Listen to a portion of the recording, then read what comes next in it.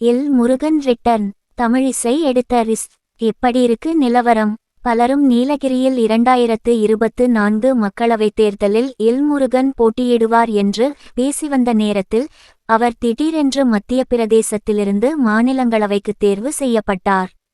அப்போது பாஜக பிரதமர் மோடி, பாருங்கள், தமிழ்நாட்டிலிருந்து நீங்கள் அவரை தேர்ந்தெடுக்கவில்லை, ஆனால் நாங்கள் ஒரு தமிழருக்கு வாய்ப்பு அளித்துள்ளோம் என்றார்.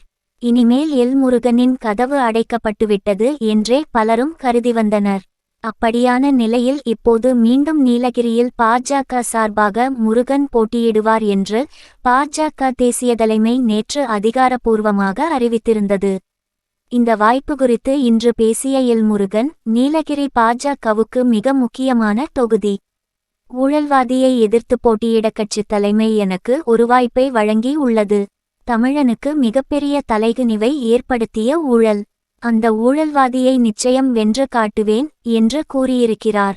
அவர் சொல்வதைப் போன்று பாஜகவுக்கு நீலகிரி முக்கியமான தொகுதிதான். கடந்த 1998 இல் பாஜக நீலகிரியில் வெற்றி பெற்றுள்ளது. 99 இல் கூட பாஜகவைச் சேர்ந்த மாஸ்டர் மதன் தான் வெற்றி பெற்றார்.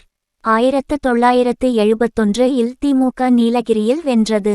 அதன் பிறகு 2019 இல் தான் திமுக மீண்டும் அந்த தொகுதியை கைப்பற்றியது.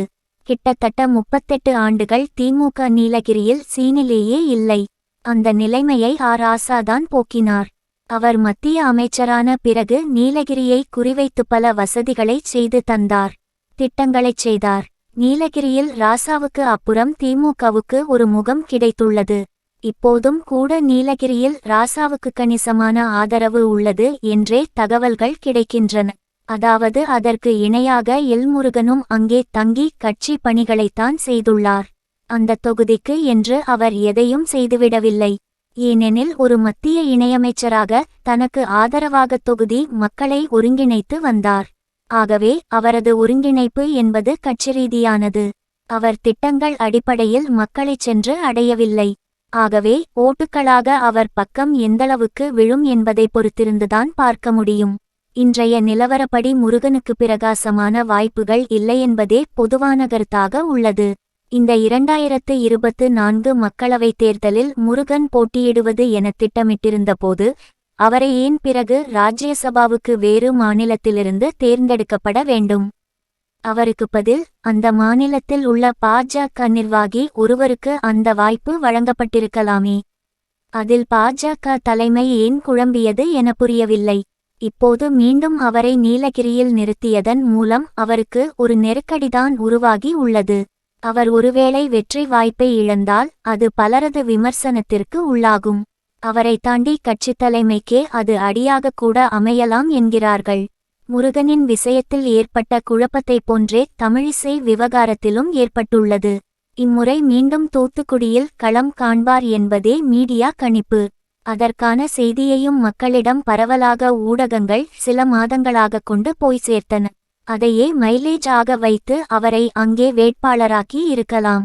அங்கே நாடார் ஓட்டுகள் அதிகம்.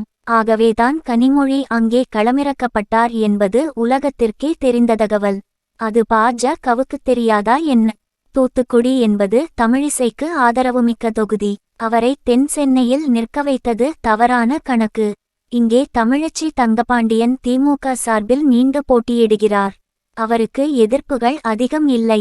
அப்படி இரண்டாவது இடத்தையாவது தமிழிசை பிடிப்பாரா என்றால் அதுவும் சந்தேகம் தான். ஜெயக்குமார் மகன் அந்த தொகுதியில் அறிமுகமான வேட்பாளர். இவர் ஒருமுறை வென்றுள்ளார், ஒருமுறை தோல்வியை தழுவி உள்ளார். 2019 இல் 3,02,649 வாக்குகளை பெற்றவர். அங்கே கொண்டு போய் தமிழிசையை இறக்கி உள்ளனர். இந்த தொகுதியில் பிராமணர்கள் ஓட்டு கணிசமாக உள்ளது. அது பாஜகவுக்கு கட்டாயம் கிடைக்கும். ஆனால் திமுக ஆட்சிக்கு வந்த பிறகு இந்த தொகுதியில் உள்ள பிராமணர்களுக்கு அதிக முக்கியத்துவம் கொடுத்து வந்துள்ளது. தூத்துக்குடி இல்லை என்றால் புதுச்சேரியில் தமிழிசையை நிறுத்தி இருக்கலாம். அவர் அங்கே ஆளுநராக இருந்தவர். அதன் மூலம் ஒரு செல்வாக்கு கிடைத்து வெற்றி கூட பெற்றிருப்பார்.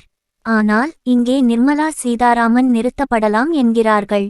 புதுச்சேரி வினோதமான தொகுதி. காரைக்கால், மாஹி, ஏனம் என சிதறி கிடக்கும் பகுதிகளில் லட்சக்கணக்கில் வாக்குகள் உள்ளன. சுற்றிச் சுற்றி கணக்கு போட்டாலும் முருகன் ரிட்டர்ன் மற்றும் தமிழிசை எடுத்துள்ளது பெரிய ரிஸ்க் ஆகவே தெரிகிறது என்கிறார்கள். தமிழிசை கூட தூத்துக்குடி கிடைக்காத வருத்தத்தில்தான் உள்ளார் என்கிறனர்.